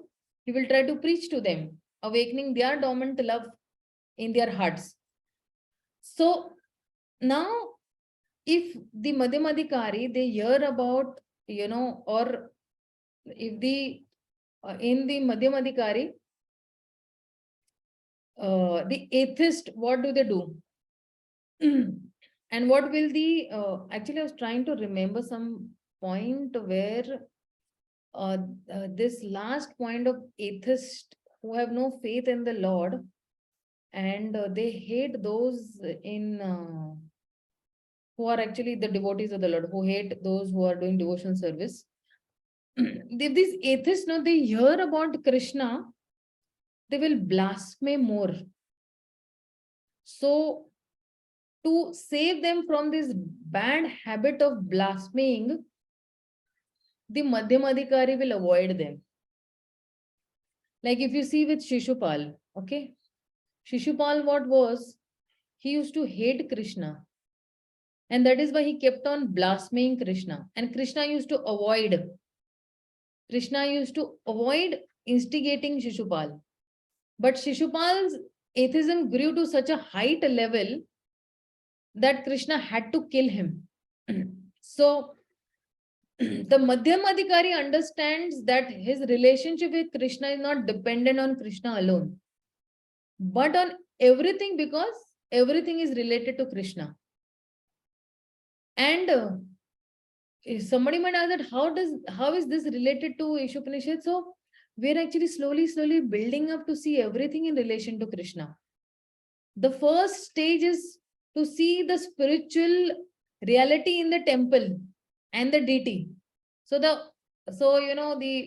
Kanishta Adhikari is trying to see God in temple. The second stage is to see that relationship with everyone. So the Madhyama Adhikari is seeing everything in relation. And the higher stage is that one does not see anyone as material. He sees everything as a devotee of Krishna. Means what? He is a Pandita Samadarshina. So Vidya Vinayana Sampanne, he's seeing that now everything. He's seeing God even in a stone. He's seeing God even in a bottle. He's seeing God even in a chair and a table. He's seeing God in every matter also and in spirit also. So this particular second paragraph is actually bringing us up to that particular, building up to see everything in relation to Krishna. Okay, read the next paragraph.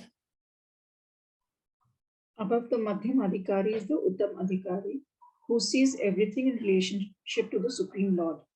Such a devotee does not discriminate between an atheist and a theist, but sees everyone as part and parcel of God. He knows there is no essential difference between a vastly learned Brahman and a dog in the streets, because both of them are part and parcel of the Lord.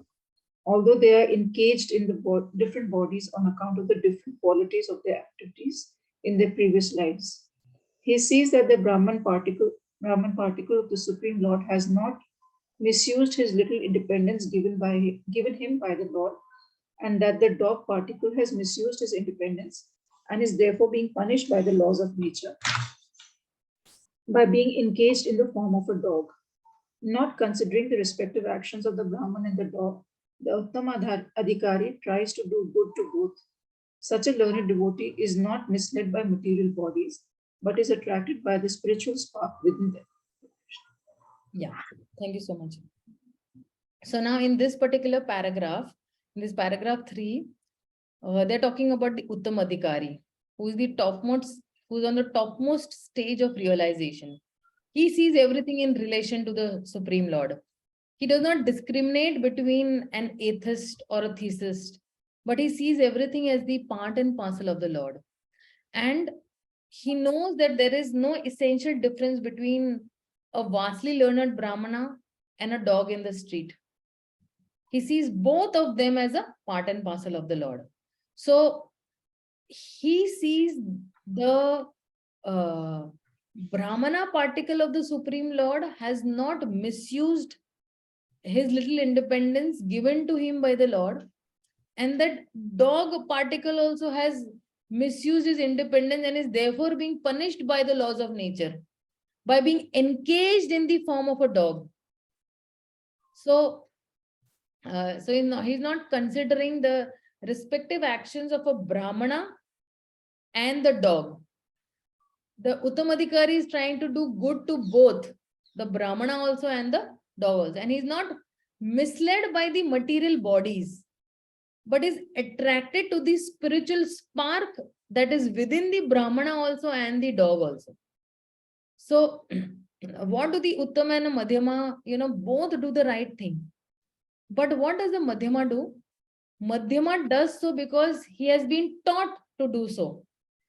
While an Uttama does so because he is spontaneous, that is in his nature. That, he sees the dog and the Brahmana on the same level. Like, okay. So, in one of the cantos, where, which canto it is, I think 11th canto, in, I think, chapter 2, these levels are properly, described.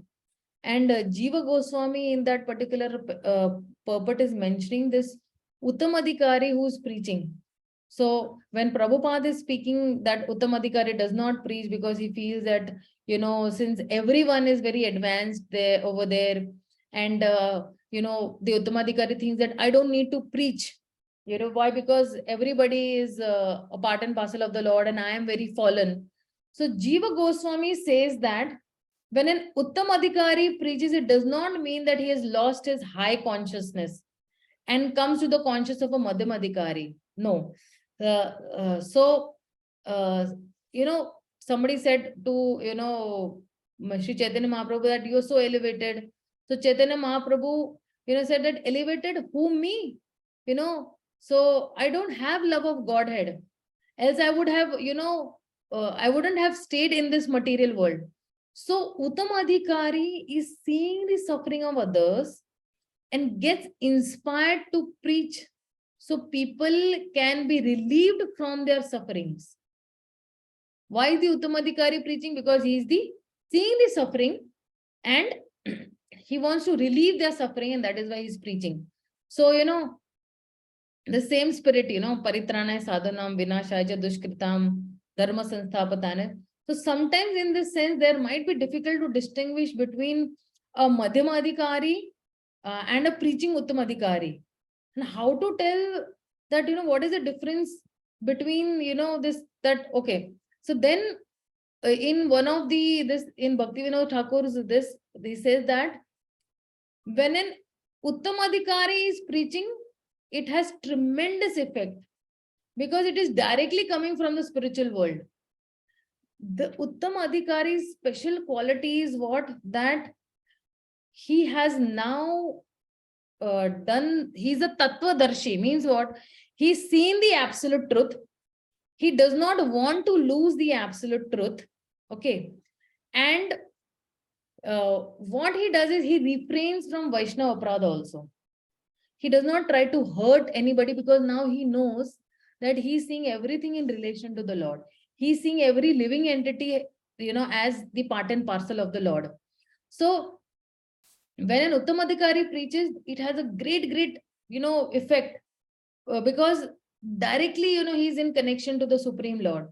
But when a Madhyamadhikari preaches, he can also change hearts. It's not that he cannot change hearts. But when a struggling Madhyamadhikari preaches, people might fall, asleep. Like, example, for me, you all must be definitely sleeping in my class, I'm sure. Beech mein jhabkiyan aati hogi. So, inconceivably, many people also felt that, that why are we feeling sleepy and all. But then, even, many times Prabhupada also used to say that, I am also, a Madhyamadhikari, or, but we have to appreciate that Srila Prabhupada was an Uttamadhikari. And this potency has not been exhibited by anyone till now. That a devotee is, giving initiations, an Uttamadhikari giving initiation. So, this particular quality we should see that, okay, from Madhyamadhikari is also preaching, Uttamadhikari is also preaching. What is the thing? Okay, Uttamadhikari is saying that everybody is suffering and he cannot tolerate the sufferings of the living entity, and that is why he is preaching. And the Madhyamadhikari is also preaching and he can also change heart. But when a Madhyamadhikari is preaching, people might fall asleep because he is not able to touch the hearts of many devotees and transform them. Okay, that way. Okay, let's read the next para.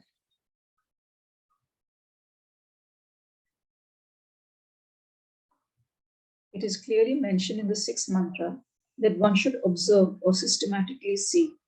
This means that one must follow the previous acharyas, the perfected teachers.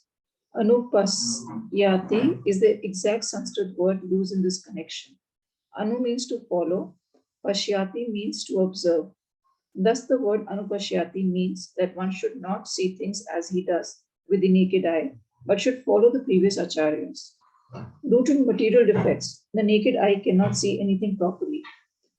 One cannot see properly unless one has heard from a superior source, and the highest source is the Vedic wisdom, which is spoken by the Lord himself.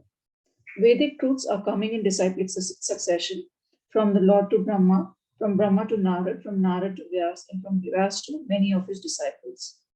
Formerly, there was no need to record the messages of the Vedas because people in earlier ages were more intelligent and had sharper memories. They could follow the instructions simply by hearing once from the mouth of a bona fide spiritual master. Yeah. Thank you. Did we miss this paragraph or no? Yes, Mataji, one paragraph. Those who imitate an Uttamadhikari by flaunting a sense of oneness or fellowship, but who behave on the bodily platform are actually false. Philanthropist. The conception of universal brotherhood must be learned from an Uttamadhikari and not from a foolish person who does not properly understand the individual soul or the Supreme Lord's super soul expansion who dwells everywhere. So, okay, I'll explain these two paragraphs in one go. Not a problem. So then now, this particular paragraph that I read was that it says that do not imitate or artificially see within with this Uttamadhikari's vision. So he's talking about the false philanthropist. He says that those who imitate an Uttamadhikari by flaunting a sense of oneness or fellowship, but who do not behave on the bodily platform. So Prabhupada, once joked that such people embrace a Brahmana and then a tiger. Not like that. Uttama knows how to relate with each category of people. Though an Uttamadhikari is seeing, a Brahmana and a dog and a tiger, but I cannot go and embrace a tiger. If I go and embrace a tiger, what will happen? The tiger will eat me, right? So that, distinction, proper distinction he has. His vision might be, yes, in the tiger, there is the Supreme Lord, the Paramatma is sitting, and in a Brahmana also the Paramatma is sitting. But he knows how to deal with them. So one night, Prabhupada, called his secretary, His Grace Shuddhakirti Prabhu. And Prabhupada rang the bell and, Shuddhakirti Prabhu ran. And he said, Prabhupada, what can I do for you? So Prabhupada said, nothing. I was just checking how fast are you? So in the evening, Srila Prabhupada again rang the bell. So Prabhupada said that, and again, Shuddhakirti Prabhu came up. And he said, that bug, he seems to be hungry. Get a maha flower to give him something. So imagine, Prabhupada was so much, sensitive to the details also. In one time, even Harishwari Prabhu, Harishwari Prabhu in one of his diaries writes this actually, that Prabhupada was preaching to a mouse. You are not this body, how you got this body, very heavily he was preaching at night time. So even with Srila Bhakti Siddhanta Saraswati Thakur, he said that people who imitate like this don't even try to correct them. Just we should ignore, them. That is actually the mercy. And after sometimes they may become frustrated that why nobody is recognizing me. And they may come to that point. So see, when gopis are praising the Kurari birds in the 10th canto, they saw Kurari also as Krishna conscious. So that particular level, the gopis had, and Uttamadhikari also has that level. So we should not take everyone on an equal material level. Each one has different qualities and capacities. So, and that is why if you see, our Varna Ashram level is also based on this. Somebody can be a very good Kshatriya. He has a very good fighting spirit. But somebody has a very good business tactics also, business brains also. He will know how to, do 1, 2 ka 4, right? 1 ka 4 kaise kar sakta hai? He might have that brains very nice. He can do very good business. Or somebody might be very learned in the Shastras. The Brahmana can be very learned in Shastras. The business class is the Vaishya class. Or somebody might be very good at, serving the other 3 classes, Brahmana, Vaishya and Kshatriya class. So this conception of universal brotherhood must be learned from an Uttamadhikari level or Uttamadhikari devotee, and not from one who does not properly understand what is the soul, what is the body, or the Supreme Lord's super expansion, which is dwelling everywhere in this material world.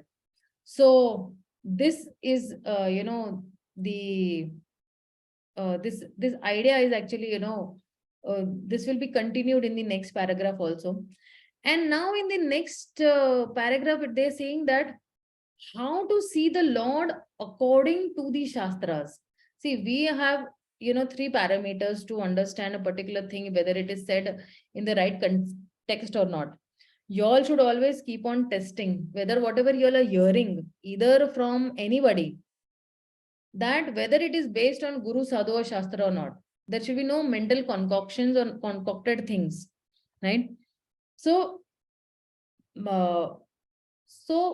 paragraph, 5 and this, the, 5 and 6 primarily are like, the summary of this introduction that is there, that how we will see Anupashyati means what? That one must follow the previous acharyas, those who are the perfected teachers, like Srila Prabhupada or Srila Bhakti Siddhanta Thakur or the 6 Goswamis. So we should be following those previous acharyas and we should be telling according to what they have told. So even in this material world, just seeing will not help, no? Seeing with knowledge will help us. So, example, how to read a graph. So Newton saw a fruit falling. So they might say, okay, seeing is believing is a permanent progress stopper. But in a mirage, if I see, I will just see only, mud. I will see only mud. I will not see. So more so in a spiritual life also, we have to see through the eyes of Shastra Chakshu. So when we hear from Vedas, that is the highest source spoken by the Lord himself, coming down in disciplic succession. So previously what used to happen, people were called Shrutidhar. Shrutidhar means what? Who could understand only by hearing. So there was no need of, writing books or a recorded message of such. So this particular paragraph is actually speaking about this, seeing according to the Shastras. So read the next paragraph.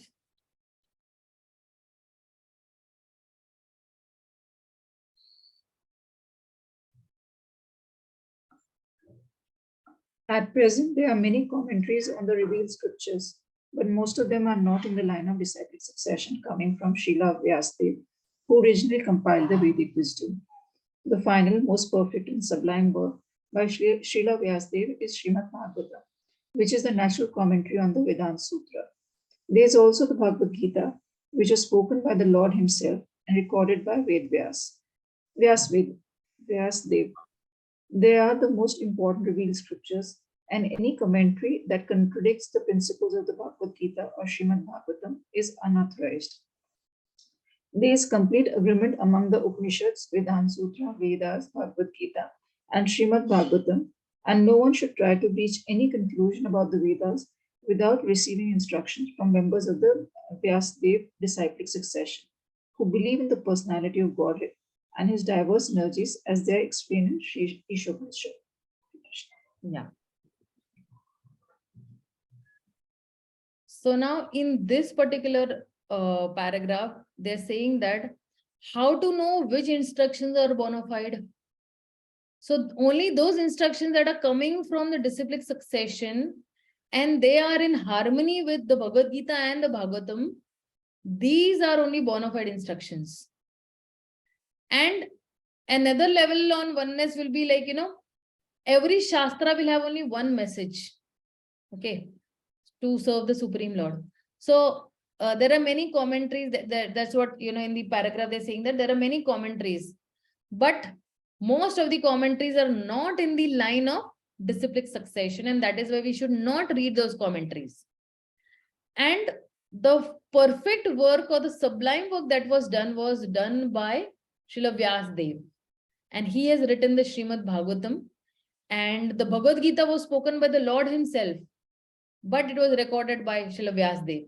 So these are the most important 2 scriptures, and any commentary which is contradicting these 2 principles of Bhagavad Gita and Srimad Bhagavatam, they are what? They are unauthorized. And that is why if you see Srila Prabhupada very much stressed on reading Bhagavad Gita and Bhagavatam. Prabhupada always said that really reading Bhagavatam, Nityam Bhagavata Sevaya. And he stressed that every of my disciples should read at least 1 hour a day. This was Srila Prabhupada's request to all his disciples and grand disciples as well. So this complete agreement with, among, so if you see with the Upanishads or the Vedanta Sutras or the Vedas, Bhagavad Gita, Bhagavatam and all, so everybody should come to this only same, reach to one conclusion and not to any other conclusion other than what is spoken in the Bhagavad Gita and the Bhagavatam. And this is what they're trying to say. So one time, he said that what in Shripad Madhavacharya's, this commentary I had read that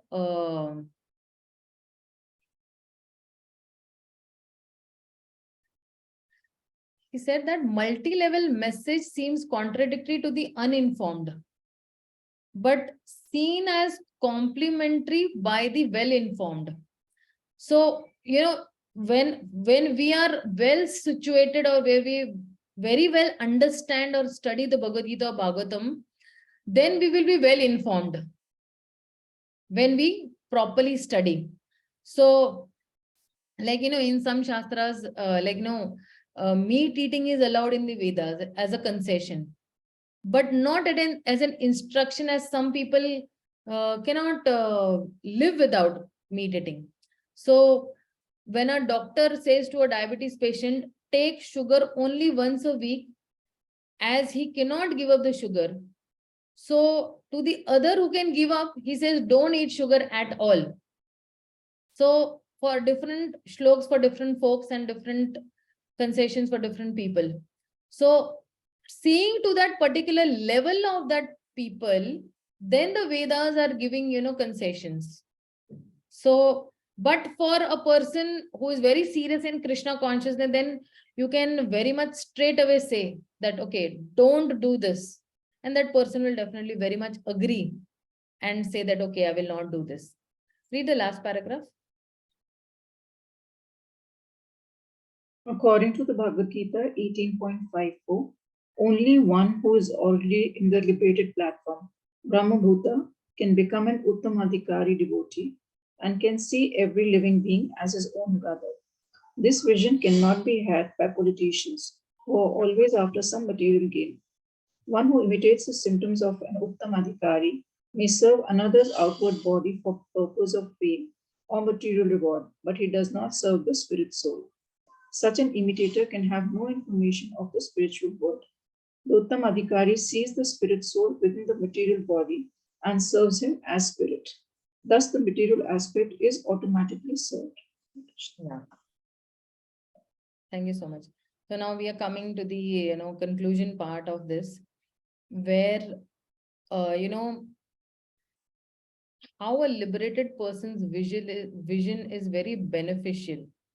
So actually it is continuing from the 4th paragraph that we saw, that how one who is already on the liberated platform, the Brahmabhuta stage, can become an Uttamadhikari. When you say that Brahmabhuta Prasanna Atma na sochati na kanchati sama sarveshu bhuteshu mad bhakti labhate param. So any person who is on a Brahmabhuta platform, he will be very equipoised. He will be very much, he will not be disturbed on that particular, and such a person can only see every living being as his own brother. And what Prabhupada is telling over here is that this vision is not done, this vision the politicians cannot gain. Why? Because these politicians are always on a material platform. So from a material platform or a material this, you cannot understand the spiritual. So one who is imitating the symptoms of an Uttamadhikari may serve somebody, another's outward body for the person of, name, fame or something, or getting some reward. but he does not serve the spirit soul. And such such a person who is imitating can have no information about the spiritual world. So we are talking about actually even the Sahajyas in this case. Okay. So Sahajya is also not trying to. So when we are also preaching, we should try to serve the spirit soul that is there. Like when we are doing book distribution, what are we trying to do? We are trying to serve that particular soul, which is, covered by the three modes of material nature, which is covered by its original constitutional position that he belongs or she belongs to Krishna. And we are trying to awaken that dormant love of Krishna in that particular person's heart. So, and then we are trying to see that. So, what is the difference between an ISKCON devotee or a devotee or a person who is, outside? That person does not care for the soul. Whereas a devotee who is trained in ISKCON, he is trying to see to the needs of the soul. The others might cater to the needs of the body, but we are trying to see, and we try to uplift the spiritual consciousness of that particular person. And the Uttamadhikari sees the spirit soul within the material body and serves him as the spirit. So thus this material aspect is automatically served. If I'm see, like why we are doing this khichdi prasadam and all. So we are trying to see the spirit soul within the material body and serve that spirit. So automatically when he is eating khichdi prasadam, which is the mercy of the Lord, right? His material aspect is also taken care of. So his stomach is also being filled, but his soul is also being taken care of, right? So this is, and that is why if you see Srila Prabhupada started the Food for Life program. So, if you see, the application part of ISHOPANISHAD, such a wonderful application part. So now we have cross-referenced ISHOPANISHAD after we finished, that, yes, we are seeing so many, how an Uttamadhikari behaves, or Uttamadhikari is acting, or a Madhyamadhikari acts, or Kanishta Adhikari acts. And now we know that what level should we also try to rise onto. So the devotee is seeing everything and everyone in relation to the Supreme. He's engaging, in practicing devotional service and receiving knowledge also under a bona fide disciplic succession. So we begin to recognize other living entities also as the spirit soul and the same spiritual nature as ourselves and the Lord also. And gradually what will happen? Our envy and a desire to enjoy others decreases when as we realize that we are all eternal souls and we are all spiritual sparks meant to give pleasure to the Supreme Lord. And when a devotee who has reached to this highest stage of realization always tries to engage everyone in the service of the Lord. Okay, so I rest my speech over here. If anybody has any queries, questions, doubts.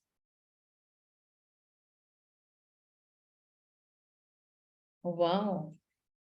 Did I give a very powerful class that everybody understood everything? No, I don't think so. There might be some queries. There might be some doubts. Yes, Juhi Mataji. You all can raise your hands, no problem. More not directly related to the text, but something you said earlier on surrender. You said someone would be half surrendered. So isn't surrender by itself a complete, it's a yes or a no? I can understand that the degree of service we do is different. But the bhav of surrender would be, yes, you submit to Krishna being all powerful, all graceful, all merciful. Yes. So when we speak about surrender, the definition of surrender is in the Bhagavad Gita, where Krishna says that sabhi dharmo ka parityag karke meri sharan mein aao. So sabhi dharmo ka parityag means what? Dharma means what? So dharma has different categories also. It's like the dharma of a particular person might be that, okay, my dharma is that I'm a mother, I'm meant to serve the child. My dharma is a wife, that I'm meant to serve my husband. My dharma is that I'm a sister, I have good relations with my own sister. Somebody's dharma might be that I'm the Prime Minister of India. Somebody's dharma might be that I'm a teacher. Somebody's dharma might be I'm a doctor. But the Lord is demanding that you put aside all these designations that you have meant for that you've created for yourself. And you have only one designation for yourself, that I am the servant of the Lord. Because ultimately we have only one designation in the spiritual world, and that designation is that I am the servant of the Lord, or the servant of the servant.